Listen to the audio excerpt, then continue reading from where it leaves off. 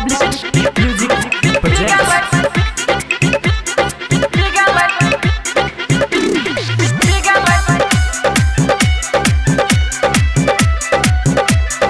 Mixed by Bipin Divana.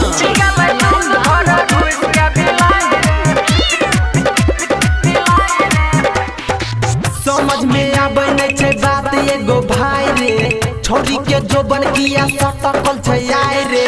पी गेलै दूध घर घुस के बिलाई रे, पी गेलै दूध घर घुस के बिलाई रे। साया करो सारा पे बैठ के रहे खाई रे, साया करो सारा पे बैठ के रहे खाई रे। पी गेलै दूध घर घुस के बिलाई रे, पी गेलै दूध घर घुस के बिलाई रे।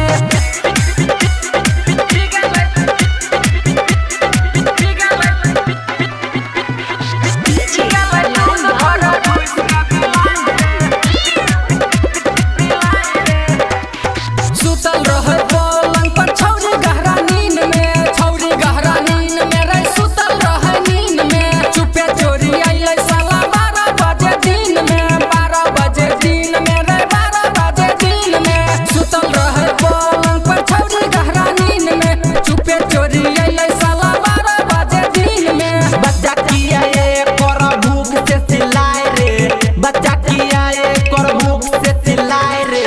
पी गेलै दूध घर घुस के बिलाई रे, पी गेलै दूध घर घुस के बिलाई रे।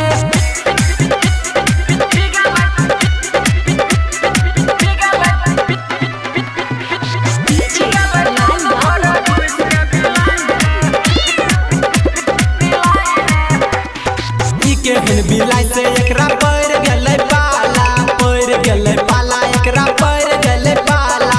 लागै छै नै बुझली छै दुगो टांग वाला, दुगो टांग वाला रे दुगो टांग वाला।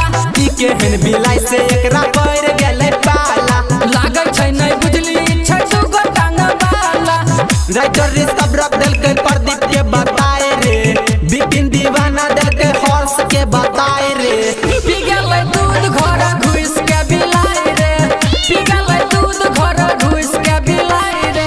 Recording studio public music Dudhpura बाजार।